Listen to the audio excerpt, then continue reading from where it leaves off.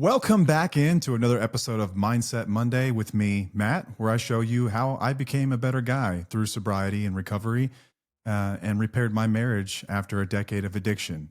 We'll be celebrating 25 years together this year, and I'd love to let you in on some of the how about how we got there.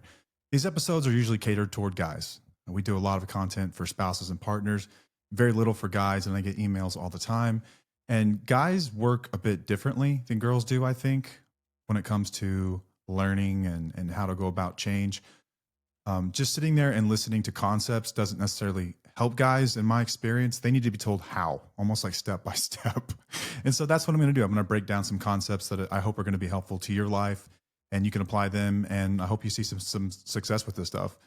First things first, thank you to our sponsor, Soberlink. If you don't know what Soberlink is, it is the world's greatest accountability device that happens to look sort of like a breathalyzer. So whenever you're someone like me and you're trying to repair trust in your relationship, your words just don't mean a whole lot anymore. We've promised that we'll stop. We've promised we'll cut back. We've promised we'll do better. And then over time, what eventually happens is we go back to drinking. Soberlink is you putting skin in the game. This is a gift that you give your loved ones. It's got a network where you can set up people that are trusted in your circle that are supporting you in your sobriety journey. So as you're going through your day, you agree to blow X amount of times per day. And each time you do, they get a notification that lets them know that you're really doing the deal and that you're committed this time. It's an added layer of accountability for you, which is helpful. But for them, it's also a true gift. See, they've been walking around on eggshells. They've been looking for bottles. They've been scared to ask you if you've been drinking.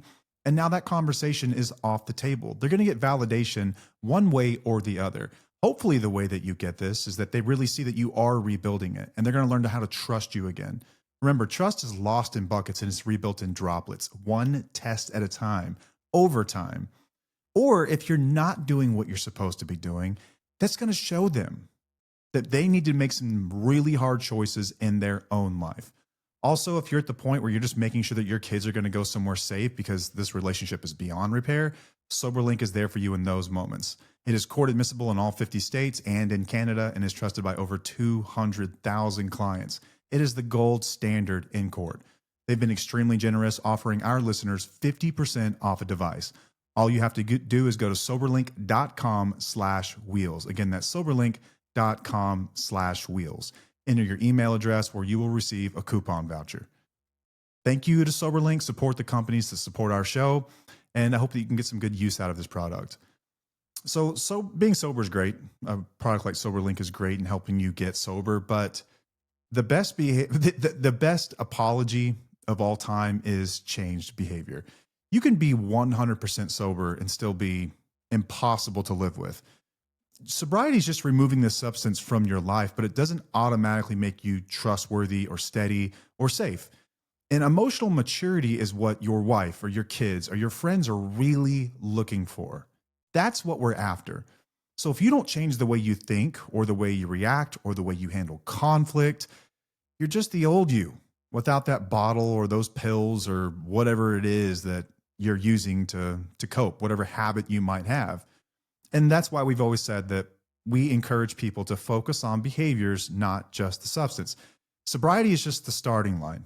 That's all it is. It is not the finish line by any means. This is just where we get started. This is when the work takes on meaning, because now you've cleared your mind and your body of this substance that makes it rather difficult to grow and to pay attention and to really focus over time. You don't get the chance to check out anymore. So remember, sobriety is just the beginning. If your plan is just to quit drinking, you're likely doing people a disservice. You're going to be miserable to be around. You yourself are going to be miserable too. And without maturity, chaos is still in the house. It's still running the house. Many people have been in this situation with someone who's freshly sober, and it's like walking on eggshells because you can't really say what you want to say. You're unsure how they're going to respond at any given moment. You have zero feedback as to how they're feeling or what they're going through because they're just not talking to you. This is what I did every single time I tried to stop on my own and relapse before I got serious about recovery. I would just stop the substance and I would be struggling so bad inside. But I didn't want her to know that. As a guy, I never wanted to be a burden to anybody else, so I didn't want to talk about my problems. I certainly didn't want to put her in fear or to give her the impression that I wasn't doing well. even though I wasn't. But for some reason, I thought that just keeping it in would be okay. It was too much to keep in, and I started to burst at the seams, and the stuff started to leak out of me. And I was intolerable. I was impossible to live with. And that was not a tenable situation. We talked a bit about dry drunk on our last episode, essentially just removing the substance and having the same behavioral patterns, just without the substance. And that's essentially what people are referring to here. It's a lack of emotional intelligence. So if your wife, your partner, your kids, if they still feel unsafe emotionally, your sobriety hasn't really changed much at that point. So let's talk about emotional intelligence. I think it's a word that we've all heard, but what does it actually mean? I'm going to read you the actual definition here. Emotional intelligence, or you might have heard EQ, emotional quotient, sort of in relation to your IQ, right? Your intelligence quotient. It's a measure of how emotionally intelligent you are, how in tune with your emotions you are. And what it really means, it's your ability to understand, use, and manage your own emotions in positive ways, whether that's relieving stress, communicating effectively, empathizing with other people, overcoming challenges, or diffusing conflict, or repurposing anger or shame into something like motivation to make it useful to you rather than destructive. It's really about being aware of your own emotions and the emotions of other people around you, and then using that to sort of guide your thoughts and your behavior. So there are 5 components to emotional intelligence, okay? 5 components. Number 1 is self-awareness. It is essentially what it sounds like. This is recognizing your own emotions in the moment and how they affect your thoughts and actions. Let's say you've had a really, really stressful day at work. I don't know if you're blue collar and you've got your own set of struggles being out in the heat and busting your ass and literally breaking your back to make $1, or if you're white collar and you're just getting these annoying ass emails and you're sitting on team calls all day long and your boss is wearing you out and you've been asked to do more than you have bandwidth for. You come home and you're just irritable. Your tone is sharp, and you feel like your skin doesn't fit and you're sunburned. I've been through this before. And so what you generally do when you feel that way is you respond that way. And your wife might say things like, "Do you even hear yourself right now? Like, do you not realize when you're talking down to people or whenever you're in a bad mood?" It's like you sort of infect the household when you come home like this. And I think the emotional intelligence, how that plays into self-awareness, is realizing that it's not about her and it's not about your kids. Even if you come home and they're in a bad mood, you came home in a bad mood because of everything that had happened to you during that day. It's in realizing that and not putting that onto other people, right? My kids were little when I got sober, and little kids are really, really stressful. They get to be 3 and 4 years old. They're allowed to act like 3 and 4 year olds, okay? They're allowed to scream and make messes and do all the things that kids do.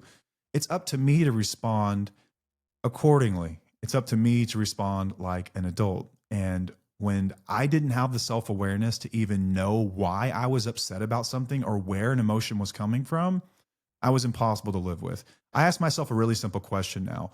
Where's that coming from? That's literally the question I ask myself. So if I'm irritable, if I'm just angry and not really sure why, I'll have to literally ask myself in my head, where's this coming from? And it can be any number of things. It could be that I slept 2 hours last night.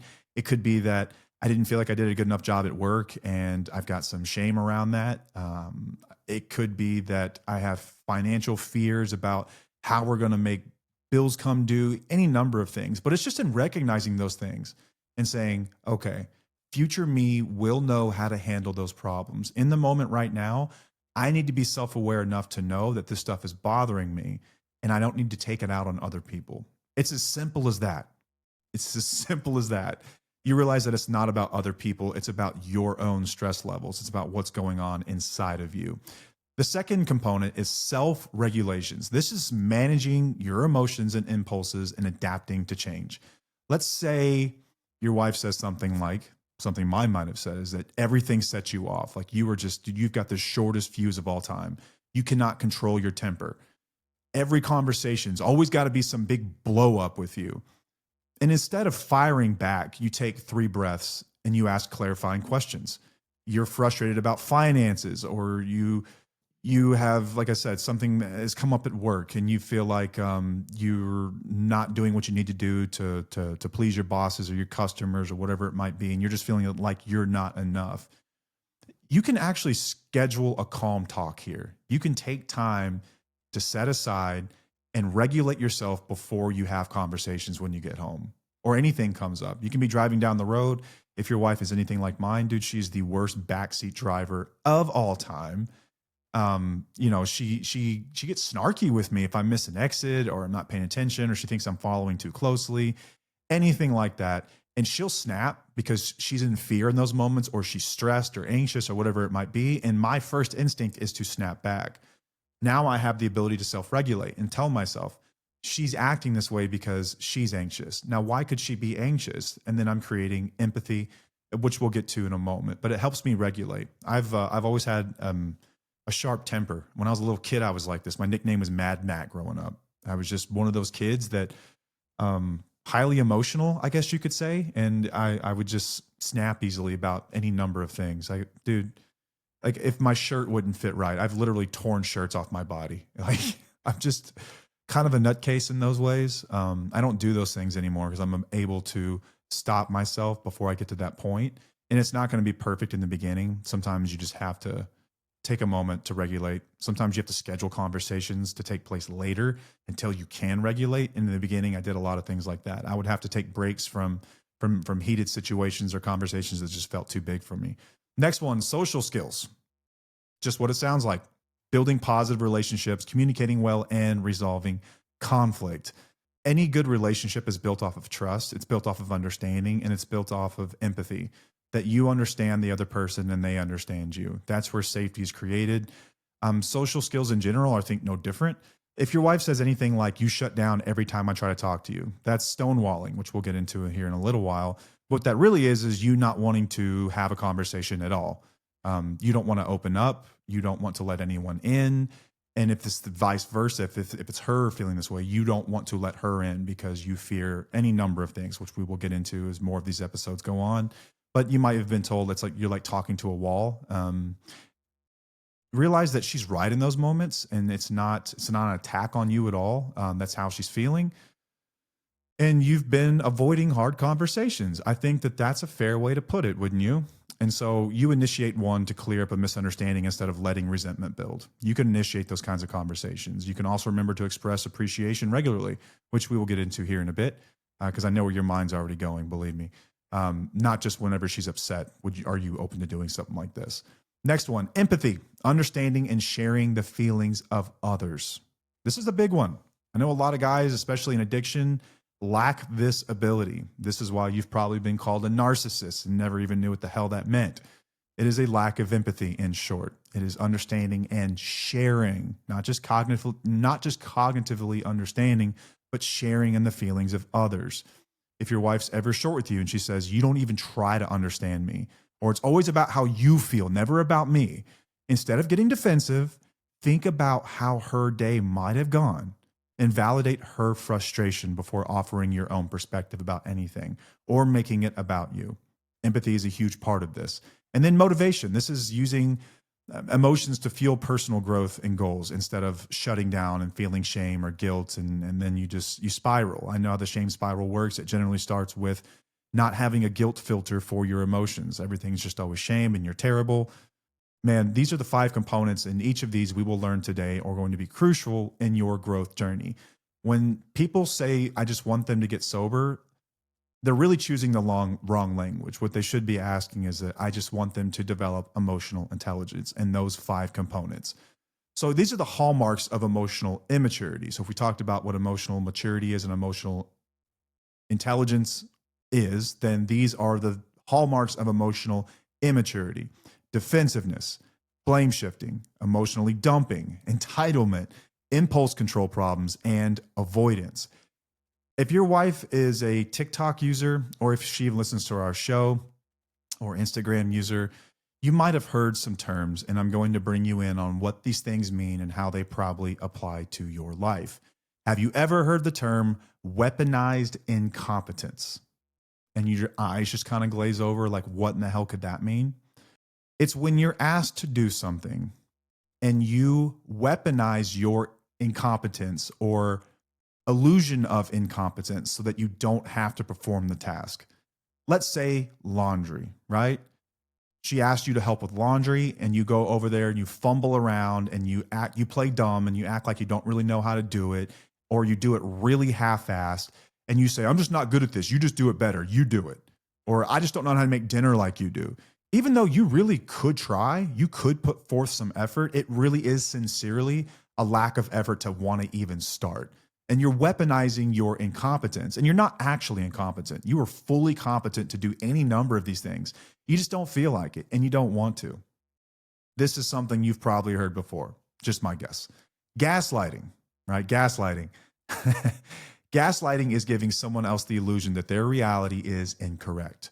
I think the best example of this is also Darvo.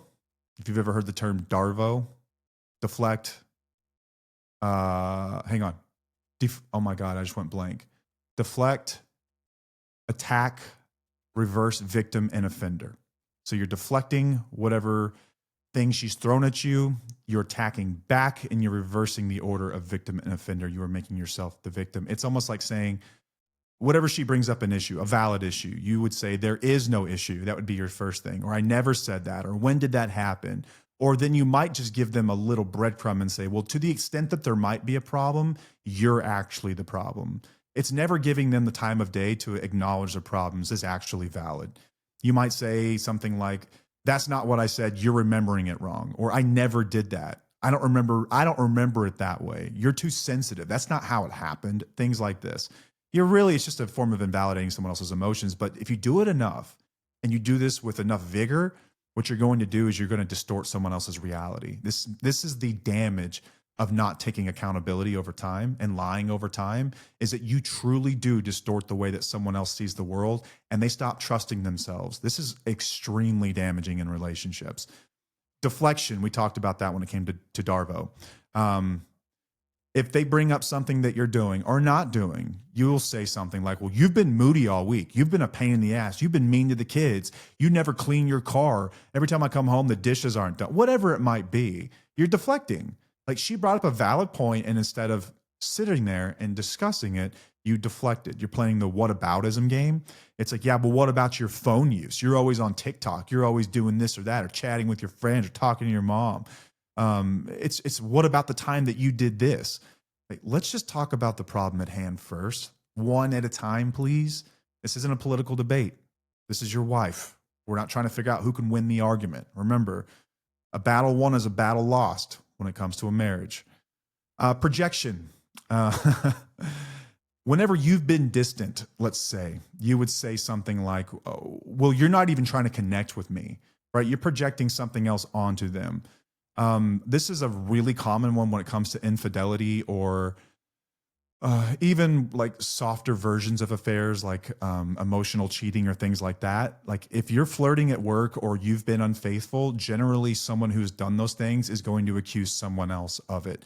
So many spouses and partners I've heard over the years have been accused of cheating, when I know for a fact these women would never do such a thing. Likely you have. And so, since it's like takes one to know one kind of thing, that's the way that you see it, is that you assume they would do the same to you because you've done that. This is a hallmark of people who are emotionally immature. And it's transparent as shit. And you may not think that, but it's so transparent when someone's projecting. It's almost like your guilty conscience coming out to say hello and play, and you're letting us all know. Stonewalling. This is whenever you just completely shut down. You don't let anyone in. You give people the silent treatment. You just get quiet. You give half-ass, one word, one sentence answers. You cross your arms. Body language is terrible. You're staring at the TV, pretending like you don't hear. You ignore questions mid-argument, and you just kind of shut down. Or you just leave the room and don't say a word, and you just never talk about it. You just leave problems completely unresolved. You think it's like out of sight, out of mind. Scorekeeping is another one. Stop keeping score. If you've never read Drop the Rope, something that I wrote, it's on our, if you go to our website, I think it's under guides, I believe. There's a story about Drop the Rope and what that really means. We don't keep score in relationships, okay? Her doing X does not entitle you to Y, and vice versa. You doing this does not entitle should not force her to do something else. It's like you guys are pulling in the same direction. At times, you're going to have to pull more of the load. At times, she will do the same for you. But we don't keep score. That is so petty and immature and annoying. Okay, that's not the way this works. This isn't your workplace where you all have a KPI to meet or measure. This is your effing wife. Stop treating them like a spreadsheet. We're not keeping score. Okay, and this goes for both sides. We're not keeping score here. Like, oh, you didn't take the trash out. Remember that last year when you did this? Like, guys, come on. Do not keep a mental list of someone's wrongs. That is just beyond petty. Minimizing. Sort of like gaslighting, it is not that big of a deal. You're overreacting. You're just too sensitive. Why do you always blow up? I was just kidding. Can't you tell I'm just joking? Can't you tell by my tone? Guys, if it hurts, it hurts. And we have to acknowledge and sit with that pain and take that as an honest statement from them. All right. I have done every single one of these. You have probably done, if not every single one of these, many of these. It doesn't mean you're a bad dude. It just means that we've got work to do. And that's good news because this can be repaired. Chances are, if you're listening to this or if you've been sent this, you actually give a shit. Congratulations. You're like 10 steps ahead of everyone else if you're actually listening to this kind of stuff. But we have to know what these behaviors are to begin with. The things that bother you the most, or that bother your wife the most, she may not even be able to truly vocalize or express what it is about you. There's just something that's driving her nuts. It falls into this box of emotional intelligence. You're missing out on one of those 5 components, if not all of them at the same time, and you're acting with any of those 8 different, I would say, pop psychology terms for emotional immaturity and how they actually show up. Let's go through some old patterns versus mature patterns, like a rapid fire gut check, so you can sort of see the difference. Old you would defend yourself when criticized. Mature you, new you, is going to ask clarifying questions to find the truth. Example, you didn't follow through. Old you would say, well, you didn't remind me. Mature you is going to say, you know what, you're right, and I'm sorry, and I'll be better. I'll fix that. I'm really sorry that you had to carry some extra weight. It just slipped my mind. Man, this happened to me more times than I can possibly count. And if you need a practical tool here, if you have an iPhone, or I'm sure that Android's got their own version of this that works just as well. There's probably a million apps that do it as well. I live off my reminders app on my iPhone. I really do. Anytime something comes up. Our daughter, for instance, had dance class she had like dance camp from 9 a.m. to 5 p.m. every day. Her dance camp is just down the road from my office. And so it's much easier for me to pick her up on the way home, because I'm leaving the office around 5 anyway, than it is for my wife to come out here. But I get sidetracked. I get busy during the day. My wife asked me, can you grab her after work? I said, sure. Right then, right there, I grabbed my phone. I said, remind me to pick her up at 5 p.m. At 5 p.m., that reminder went off, and it was like the first time I'd ever seen it. I completely forgot because I got sidetracked. I got a million things going on, and I'm a numbskull. I need to use something like that, right? But I'm making an effort to do so. Making an effort. You don't have to be perfect, but at the very least, make an effort, right? And if I did forget, and I have forgotten things, there was something recently, like I had to go to the grocery store. Like she sent me there for one thing, and I came home with 10 things, and none of them were the thing that she asked me for.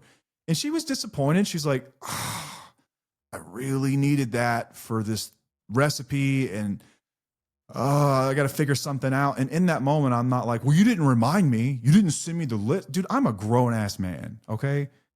I should be able to handle things like this. I would expect that of anyone else in my life. If you're in the corporate world, would you expect this of an employee or a team member?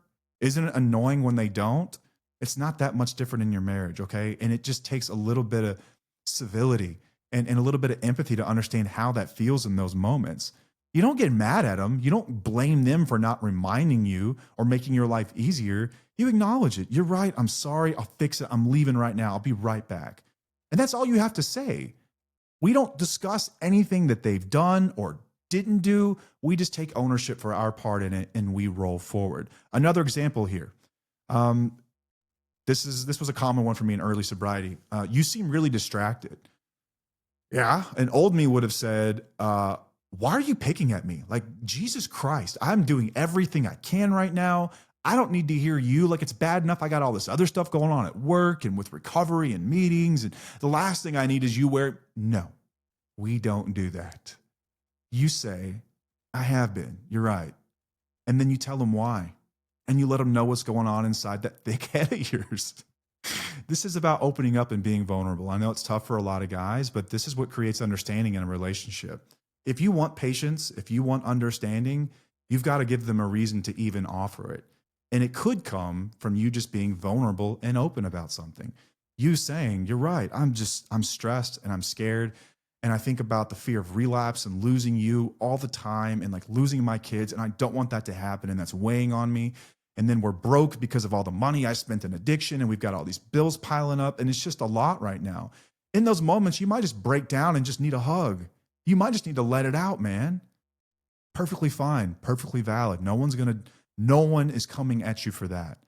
In fact, many women find that to be the sexiest thing that you could possibly do, is just be open and honest. We don't sit in it too long. We're just letting it out. Because the old you, what would he have done?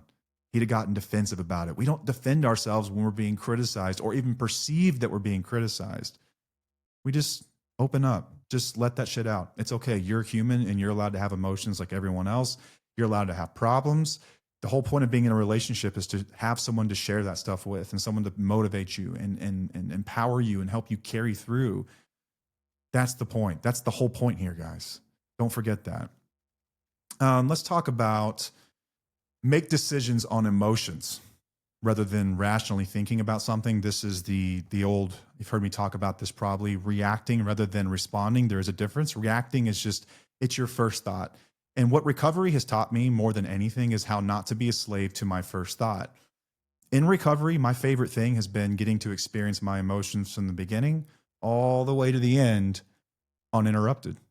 I have to feel every bit of it. Sometimes it's wildly uncomfortable. Sometimes I feel like I'm going to explode. But if I don't get to the end, then I'll never know that it's okay and that it was going to be okay and that I'm going to survive it and I don't have to run from it. So rather than just reacting, let's allow ourselves to kind of process stuff and let's make decisions, not on emotions in the moment, but once we've had time to sit there and think about it. And this can come up in a million different ways, but I think the way that makes the most sense, like how you should really act on this, if you've never done a core values exercise, it's about time that we do that. What are your values? What are the things that mean the most to you? Honesty. A lot of guys would say honesty and integrity, right? Means a lot to a man to have integrity. Like your handshake is your word. It's your bond. Okay. Well, if it means that much, then in those moments, let's say that we've got a date night planned on a Friday night and you planned it on like a Wednesday and Friday comes around and you're worn out and you're tired and you're beat and it's been a long week. Instead of canceling it, just keep the commitment. Do it even if you don't want to do it. Just do it. That's what integrity actually looks like. So your emotions would say, it's time I need to stay in. And there is a time for that. Don't get me wrong. But not when it comes to date night. All right. In those moments, we have to keep our word. We have to live in our integrity and move forward. Let's talk about text fighting. We did a whole episode over this. Fexting. It's the most ridiculous waste of time of ever. Nothing ever gets solved in text fights. I know a lot of people have justifications for them, and some people might be able to solve the problems this way, but I think most people just waste hours of their day over there at their office, at their desk, like hunched over, just writing freaking scrolls back and forth to each other. But instead of blowing up in a text fight and saying something that is going to set them off, quit trying to dunk on people. Like, don't dunk on your wife or your kids or the people that you love and mean them. We don't dunk on those people, man. Before you dunk on someone, take a time out. Let's pause for a moment and let's respond according to our values. Let's say we want to be gentle. It's one of our values, being gentle, being open. Okay, well, what do our values say? How do we respond? We respond in a values-based way. We're not responding just on our emotions. It's like your values are the deepest meaning by which you live. These are the things, like if you could create a perfect picture of yourself, it would be like, let's say these 5 things, whatever they might be. Mine will probably be different than yours. They'll probably have some similarities though, right? Honesty, It's a big one for a lot of us. Transparency, humility. Just respond in a way that you can be proud of at the end of the day and say, I responded in accordance with my values. Even if it's honest, it doesn't have to be ugly. You know, it doesn't have to be emotionally driven. You don't have to curse or say nasty things. Instead of blowing up in those moments, let's reply in a way that we're proud of. How about avoiding the hard conversations? It's a big one for a lot of guys, man. Instead of avoiding the hard conversation, that's the old you. Mature you is going to initiate conversations with respect. We did an episode called Switching Addictions at one point, and a lot of guys, whenever like addiction's funny, man. It's like whack-a-mole. Like as soon as you hit one, another one pops up. So if it's some people, whenever they stop drinking, then they go to like porn. Some people, when they stop porn, they go to shopping. And shopping ends up being a big one for a lot of people, like overspending or gambling, because it gives you that same dopamine rush, that same kick. Let's say that you've been overspending. Instead of just hoping she doesn't notice, why don't you bring it up? Why don't you call yourself on your own shit and do it with the plan and come to the table with humility and say, I've been now struggling with overspending and I recognize that it's a problem, and here's my plan. I'm cutting my credit card in half. I'm only going to tell you what I need. You make these purchases. You guys to figure out what works for you. I don't know. I literally had to cut a credit card in half when I was early on in recovery. I really did. I mean, I wasn't going to the ATM machine anymore. We put, our Paige did this actually. She put notifications on spending limits. So anything over like $50 or $100 or whatever it might be, and hold yourself accountable to those things, and talk about things before you spend. That can be helpful, right? Bring it up with a plan instead of just avoiding it. Like there's nothing worse than you living your own life and her just having to assume what you're thinking and what you're doing. There's so many problems just that alone creates. So we're not going to avoid hard conversations anymore. We're going to initiate with respect. Let's say that you notice her pulling away, or she's noticed you pulling away, like getting distant, emotionally distant. Instead of just ignoring that and just letting it go, and you two are just strangers living in a home, and you're co-parenting kids without any like real intimacy between you. I don't just mean physical, I mean emotional. Like, are you a team? Are you best friends living together, doing life together, making each other's lives better? Are you adding, enriching each other's lives? Instead of just ignoring that, ignoring that distance, you can say like, I've noticed some distance and I care about that. I want to talk about it. And then be prepared for whatever comes next. It could just be that she's scared and she's got a lot of anxiety and she doesn't know what comes next and she wants some reassurance. Bro, that's your opportunity to step in and offer some. Okay, don't get butthurt about it.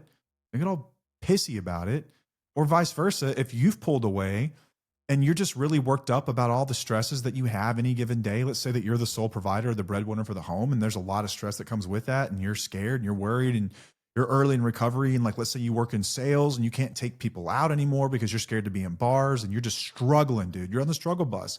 You're having to feel all these emotions from the beginning all the way to the end for the first time and damn near ever. You're going to be a little distant. Okay. You can have a conversation about that and just let people know why.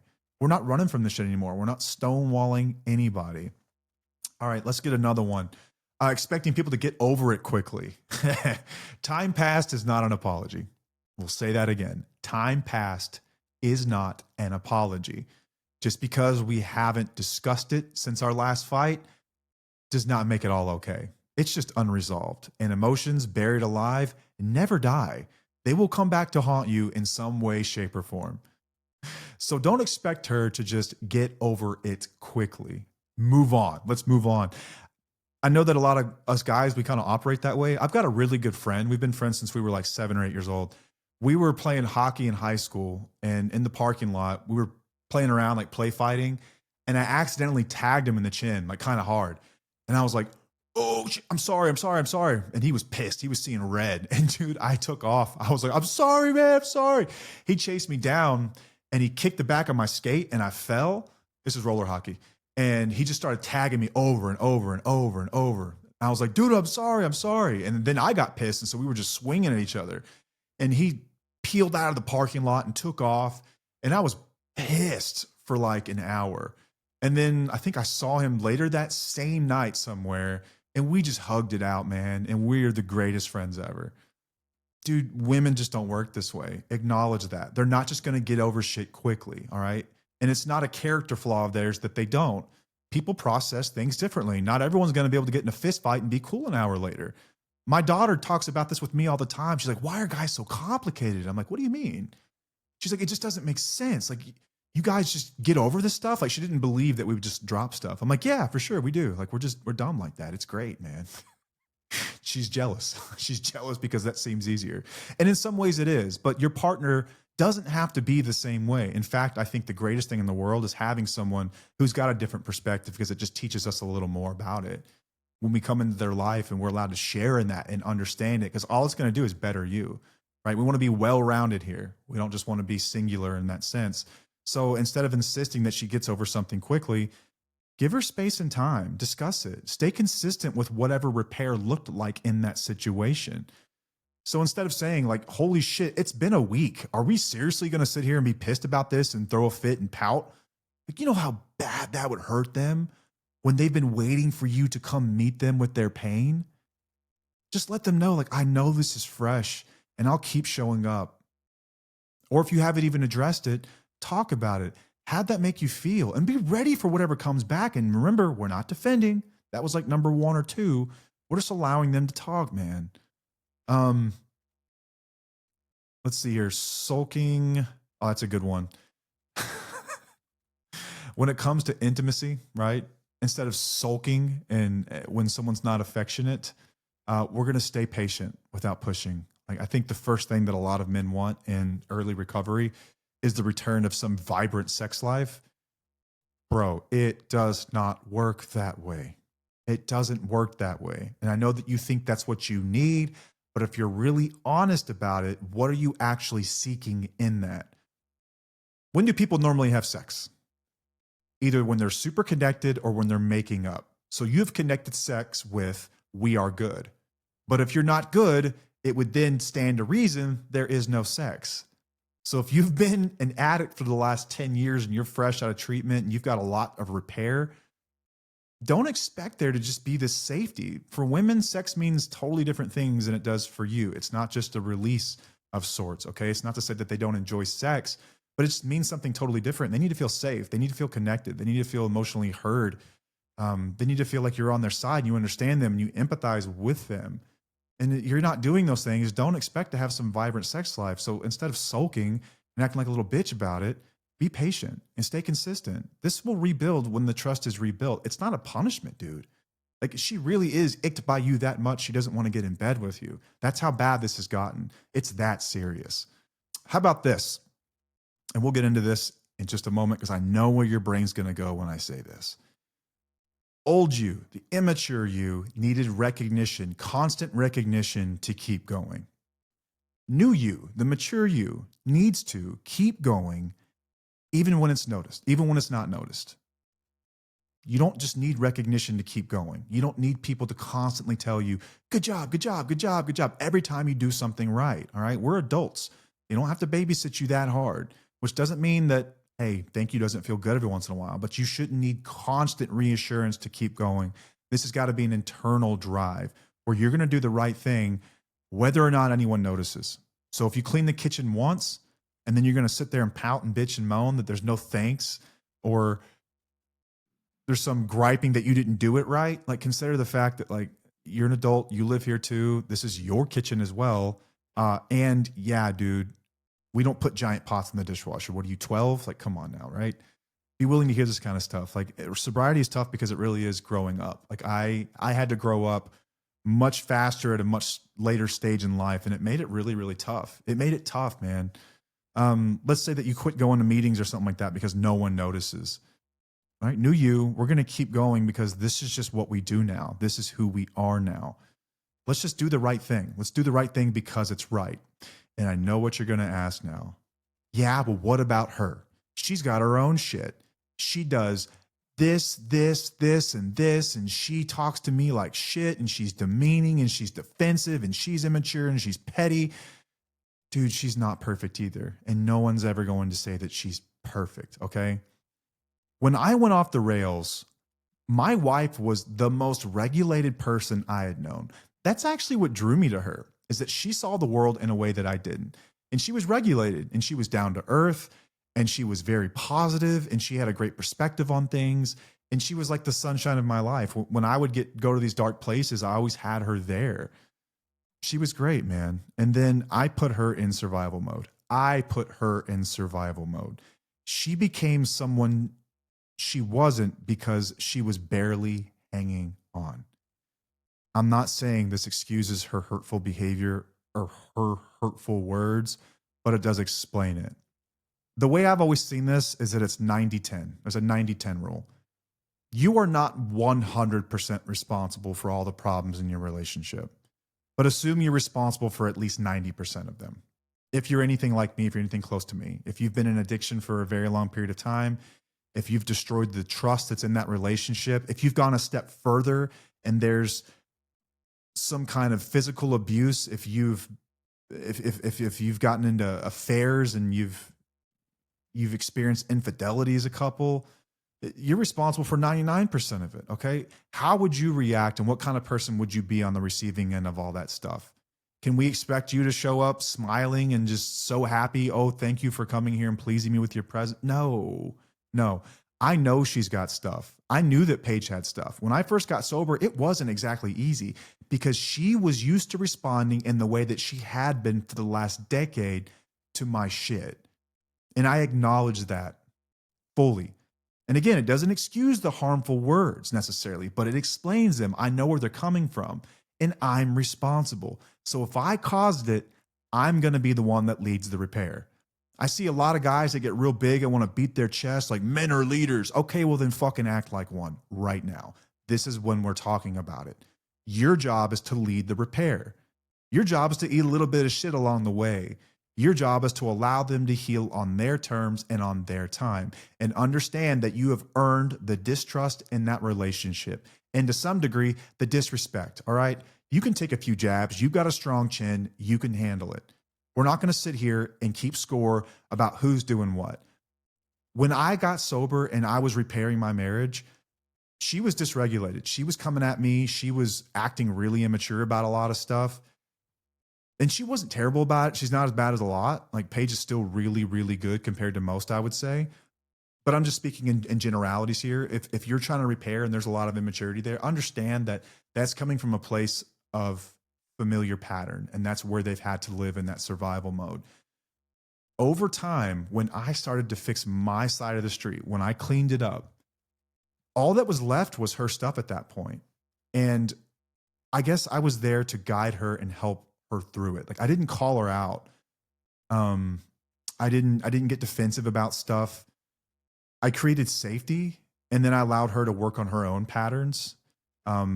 Sort of like gently pulling in the same direction, like understanding where this stuff had come from.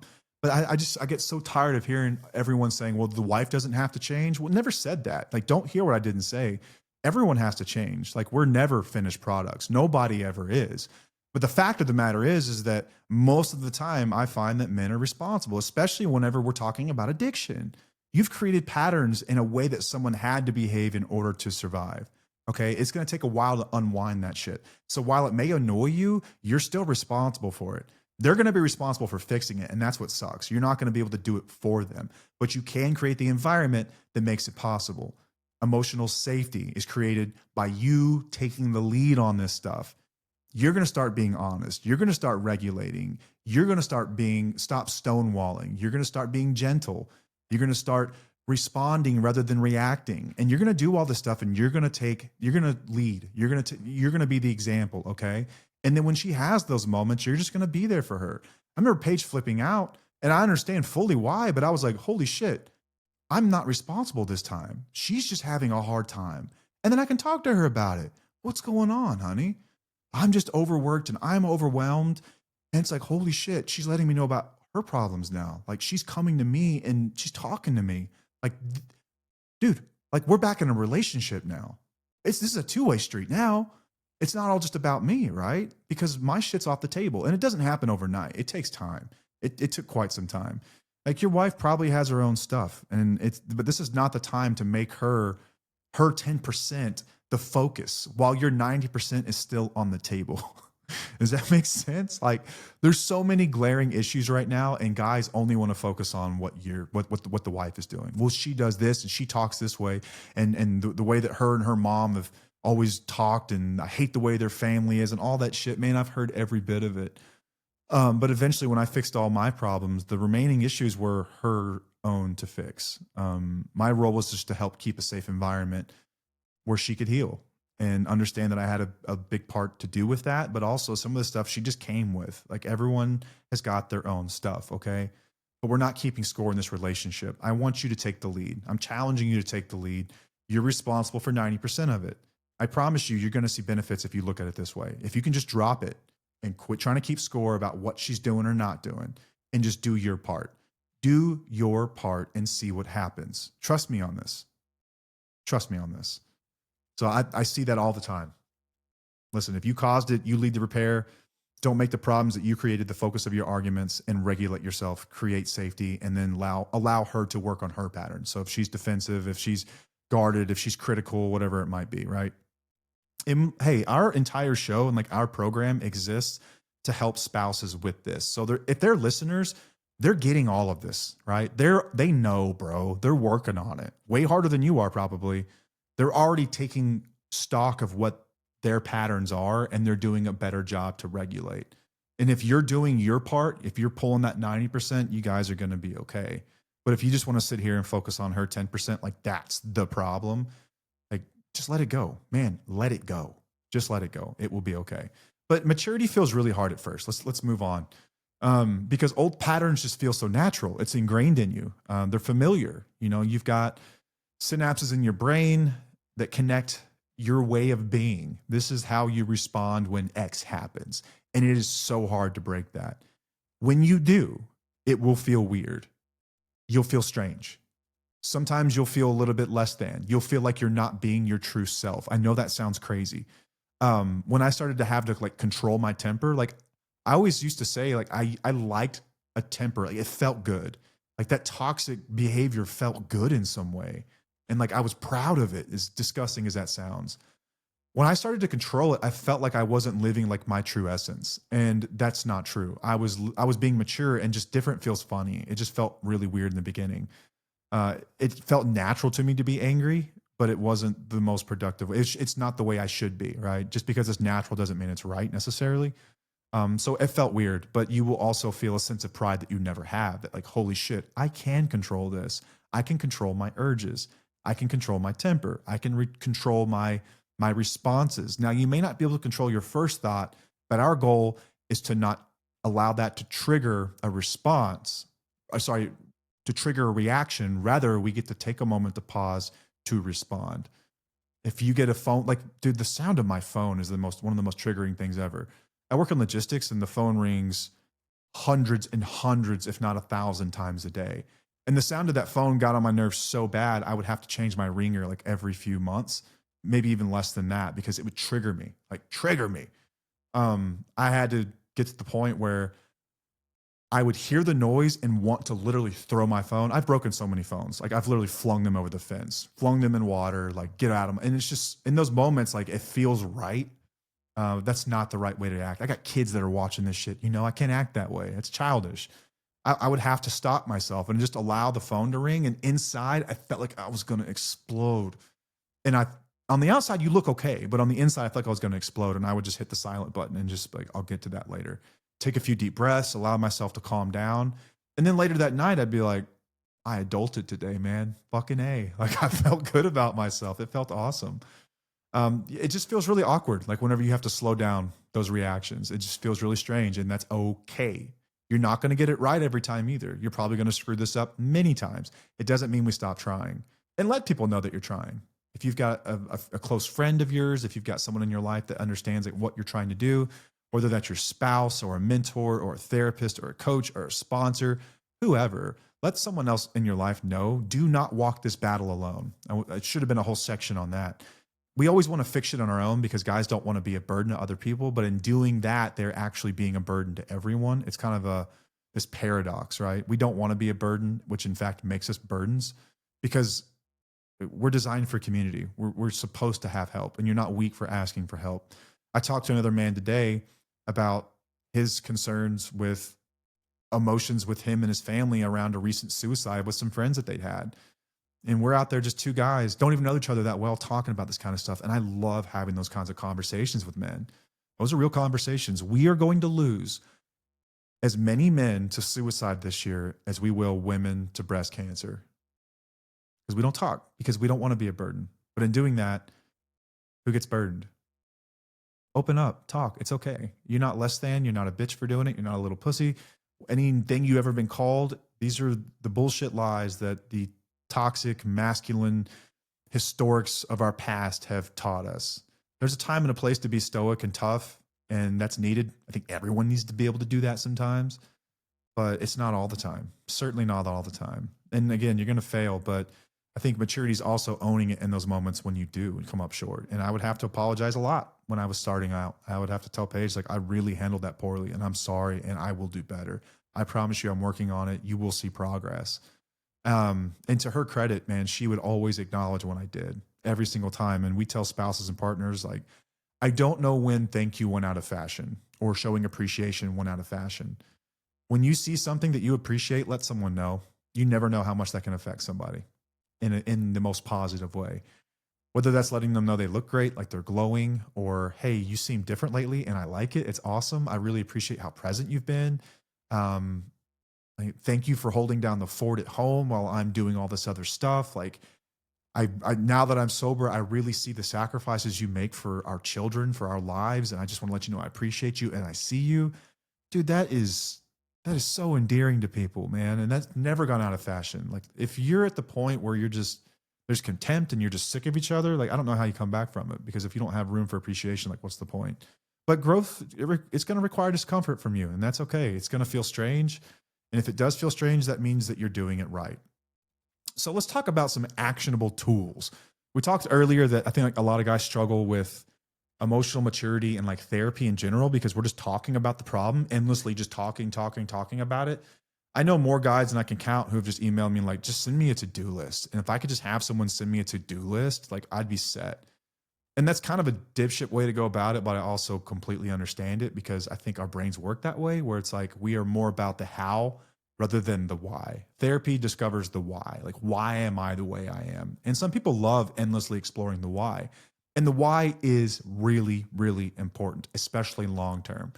But the cool thing about the how, like, how do I fix this? Not why should I fix this, or why am I in a position where I have to fix it? Asking just how do I fix this can be done right now without knowing the why. So you can start right now without knowing any of this other stuff. It doesn't mean that stuff's not important. You still need to take your ass to therapy if she wants you to go to therapy, or you need to be going to meetings and working with a sponsor, or going to group, or whatever, meeting with your mentor, your coach, whoever, whatever you're doing, you need to have that work and also some of this how. So for me, the number one tool I use is shut up and listen. And it's that simple. I just shut my mouth, and I have to think about doing this sometimes, especially whenever, like, we're in an argument and she gets a certain tone when she's really passionate and she's like trying to, like, kind of dunk on me, about something. I just have to shut my mouth and I just breathe. And I assume in those moments that everything that she is saying is true for her. Everything she's saying, this is coming from a place where this is real to her. I create that empathy. And you just mirror it back and say, if I were her in this moment and everything that she's saying is true, how would I feel? And you're just listening in those moments. You're just shutting up and listening. In doing this, we're going to understand each other better. You're going to understand her perspective. And if she's doing this for you, she will understand your perspective. This is easier said than done whenever there's a lot of distrust and there's a lot of dysregulation, especially early on in early recovery. There's not a lot of good patterns yet, but this is a really great way to start. Just shut up and listen. That's really simple. Don't shut up and not listen. I didn't say that. I said shut up and listen. Don't shut up and just block it out and think, this is the dumbest shit I've ever heard. I can't believe she just brought that up. Did she really just say that? Oh my God, you over there, hypocrite, blah, blah, blah. No, we're shutting up and we're listening as if every word coming out of their mouth is true in that moment. Okay? It doesn't mean we're going to take it to heart. If she's saying, like, you're being such an asshole right now, it doesn't mean I am an asshole. It means I'm acting like an asshole. There's a difference. Okay? And what does that mean to her? I'm being dismissive, or I'm being selfish.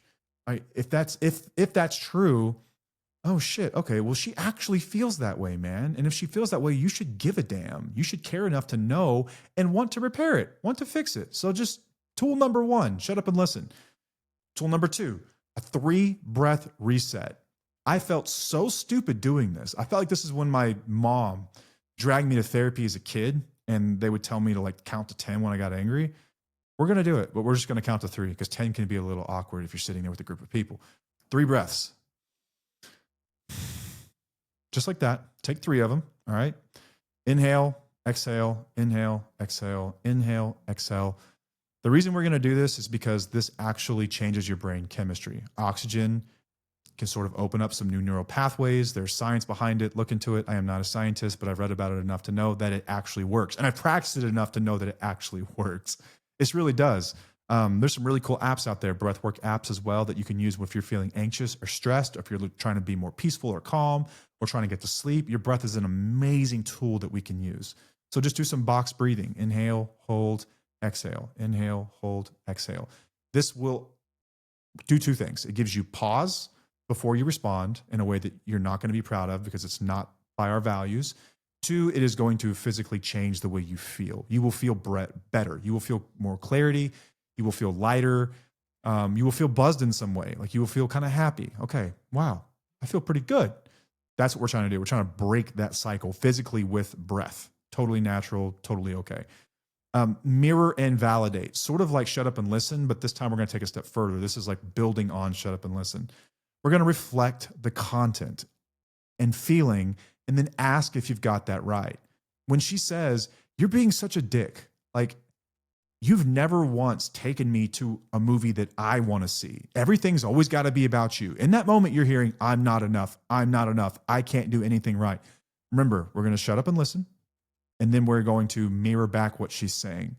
And as you're saying it, you're going to have to listen to what you're saying. And this is where the magic happens. Okay. And you guys are going to have to discuss this before you do it, or else it's going to be weird. And she's going to think you're mocking her or something, but just say, okay, I'm going to try to mirror and validate.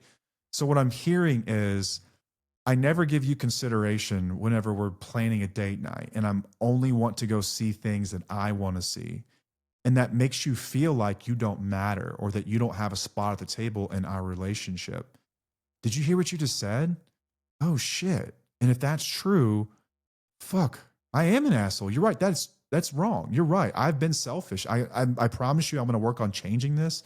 I will get better. I want to know more about what you're into, and I'm going to make time for the things that you care about. And you go see her movie, and I guarantee you're going to like it. You will. I was this guy too. Hand up. I was this guy. Everything was always about me. Every concert we ever went to, I've told this story before in the podcast. Dude, I used to play in bands. Speaking of bands, I got this shirt on, Dead Wrong. They're like this cool pop punk band out of Philly. They're new though, and they sound like they came out of the early 2000s. If you were into that pop punk scene, check out Dead Wrong. Not a sponsor of the show, not affiliated with the show. They may hate our content. I don't know. I just think they have good music. But anyway, I used to take her to shows all the time when I was playing in bands.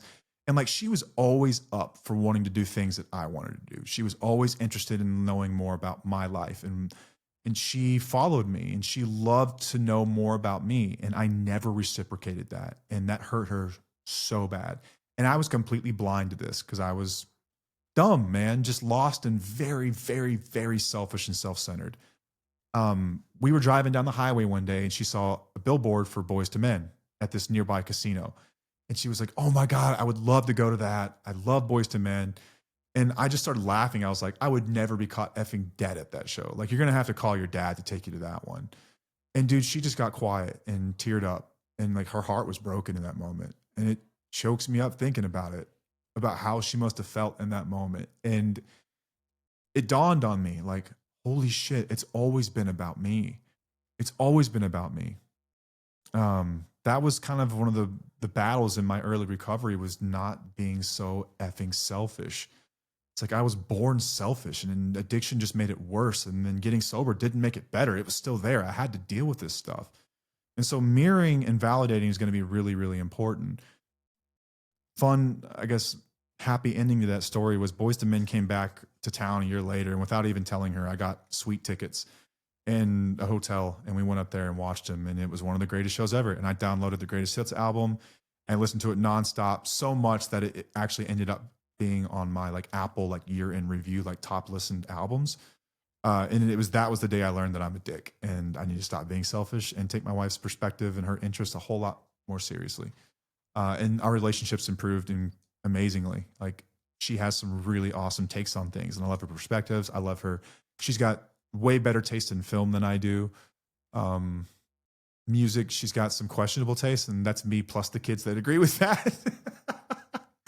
I'm sorry, babe, if you're hearing this, but oh, your early 2000s hip hop kills us. But anyway, man, it's like the beauty of being in a relationship is sharing in someone else's life and like understanding at moments, especially if you've been together for 20, 30 years, that you've likely just only explored the surface or the edges of that person. And there's still so much more to know and understand.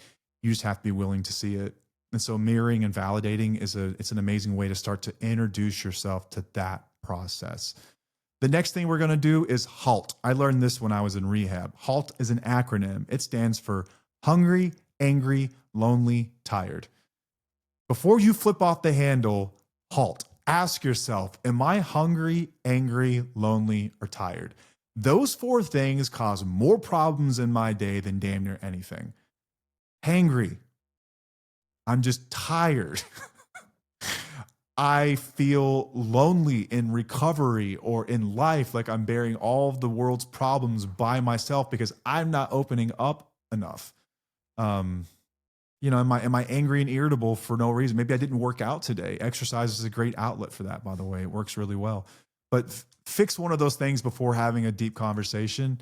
If you're hungry, go get you a bite. If you're angry, go get you a run in or do some breathing exercises or go lift some weights. If you're lonely, pick up the phone and call someone and talk to someone about this stuff. If you're tired, energy drink or nap. Or just start going to bed earlier. There's nothing on the internet good at 2 a.m, dude. Get off that. You can do a 10-minute delay too. I used to have to do this one in fights. When fights would get too heated and I would want to like start to deflect or project or play the whataboutism game, I would literally have to leave the house for 10. I would have to take a 10-minute breather and I would have to come back and then gather my thoughts. Paige hated this, but it was the only way I could regulate. You might have to do the same. Talk to your therapist if this could be a problem. If they've got abandonment issues or something like that, it can be a problem. Notes app, a journal is your friend. Write something before you send it, okay? I had a friend in early recovery tell me to let the world spin around a few times before I responded. So I would get work emails and I would want to like flip out on someone and get nasty and assert myself and whatever else. And I would write the meanest, most scathing email and then I would save it to my drafts.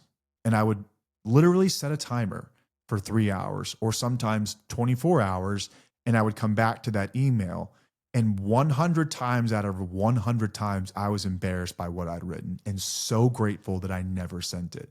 Because after I had time to let the world spin around a little bit, I got perspective. I got to see where their side was coming from. I got to see how I could be helpful to them instead of being reactive or trying to dunk on somebody. It allowed me to respond instead of reacting. So take a moment, write it out, and go back and read it. And are you really proud of what you just wrote there? Are you proud of that? Is that who you want to be? That's reflective of you in this new version we're trying to build? No, that's the old you. Don't let the world see it. You can dump it and delete it. Fine. I used to have shitloads of emails in my drafts that I finally would just delete, but they were just scathing messages that I'm glad I never wrote. It's like my folder of regret I never had to suffer. Think of it that way. Really helpful. Let's see here. Another one. Timeout talked about that. Ooh, this is a good one. Lead with her point. If you're in an argument, always volunteer to tackle her issue first. Always. And spend time on it. Actually examine it. Be on her side and let's examine this issue. I've got a dumb head, dumb brain, short memory, like a goldfish. And we'd be fighting about something. And she would bring up a point and I would have a counterpoint. And I'm like, no, I would always try to like assert like my point first. And so I stopped doing that and I would allow her to talk about her point. And then we would just sit there and examine her point. it would always end up with me taking accountability for it, making an apology of some kind and promising to move forward and walk forward. And then I would generally forget about whatever I had to say, because anything that usually comes out of my mouth is out of defense or it's out of Darvo. It's not a real thing I'm upset about. If it was ever something I was actually upset about, I would bring it up at a later date. And I would say, hey, earlier when we were talking, I've been thinking about it and there is something that's bothering me. And I'd like to talk about it with you if you can. And this is not to say that what we discussed earlier doesn't still hold true. There's just something that's bothering me. And I just want to know if we can talk about it. And then I would bring up my point, whatever it would be. And she would hold that same space for me. It was pretty rare that we ever came back to my point though, because usually mine was just Darvo. It was just bullshit. It was just me trying to like tit for tat kind of crap. You know what I mean? So I would always allow her, I just lead with her point, state her strongest point first, stay there, examine that, fix that, and tell me if you actually have a point later on. I'd be shocked if you actually do. How about one repair per day? One repair, one action, one service, whatever it might be, a daily apology or accountability or service that you perform without any fanfare. We're not asking for an audience here. This is you packing into the stream of life, just delivering good karma because, right? This can be anything too. It's not just for your wife or your kids necessarily. This can be anything. I was going to work one day, early recovery, right? And I saw this guy, his car was dead in an intersection and he was pushing it across the intersection by himself. And I'm looking around and like everyone's just sitting there watching the guy. And I'm like, man, this guy needs a hand. And in that moment, like it was just instinctive. I just got out and I helped him push the car. And I think you're probably only the second people. I should have. This makes it sound like I'm bragging. The only time I've ever talked about this was I told Paige about it like several days after the fact when we drove through that intersection. And now I've told you guys. But it was just what it was for me was it was just like me just packing into the stream of life, just like doing a good thing. Going out on my way to pick up trash, like really basic stuff. If I'm walking somewhere and there's trash, I'm picking it up. It's my way of sort of like repaying my debt for being a shithead for all those years. I'm just like packing into the stream of life. I'm packing back in what I took out long ago any way I can. And you can do this with your spouse too. You can take a duty that she normally handles and you can volunteer to help with it or just take it over without any fanfare or need for any appreciation or thanks. We're just packing into the stream of life. Think of it like this. You've been taking from the world for years and years and years and years. It's time to give back tenfold. Not just equivalent, but tenfold. We will be better because of it. You will be better. You will be less selfish. You will be a better man in doing this. So one thing every day, something, whatever it might be, I want you to do some kind of daily, and it could be an apology as well. Like, hey, that time I did that thing, I was wrong and I'm really sorry. And if there's any way you could think of me to make that right, I would appreciate you letting me know. That must have felt terribly when I treated you that way or said that thing, whatever it might be. You can do this with your kids, with your friends, whoever it might be. If you're working a 12-step program, this is part of your 9th step. So just do it then, but you can always start just making amends today. That works too. There's no reason to wait a year. Here's the problem. The 9th step that kind of sucks is that it's so far down the list that most people don't even get there. Most people won't get past 3. Rarely do they get past 4 and 5. And so spouses wait around. Like I've literally heard of spouses waiting around for years for some dude to get to step 9. What the fuck are you waiting for, man? Make your list, make your apologies. It's not that hard. It's really not. Let's see here. Okay. Evening inventory time. I do this every single night before bed. I actually learned this in 12-step, but I think it's something that anyone can apply. Let me pull it up. I think it's on, if you've got a big book around your house, I want to say it's on page 86. Let me see here. I'm going to pull it up and I'll actually read through it because I have my own version of it. Okay. When you retire at night, I want you to constructively review your day. Ask yourself these questions. Was I resentful today about something? Was I resentful? Could be anything. Could be some guy at work. It could be your wife. It could be your kids getting too much attention because they're little instead of you, and your marriage is struggling because of it. Were you resentful? Were you selfish today? Probably at some point you've been selfish. We are selfish creatures. Addiction makes us more so. Was I dishonest today? Even white lies, even if you exaggerated, or were you afraid? Ask yourself those questions. Was I resentful, selfish, dishonest, or afraid? Ask yourself those questions and examine when you did it. Ask yourself why. Why did I embellish that story? I just want to be liked. I think I've got this thing with wanting to be liked, and I need to work a lot harder at just being myself. And if people like me, they like me. I went through that one more times than I can possibly count. Selfishness, like the boys and men thing.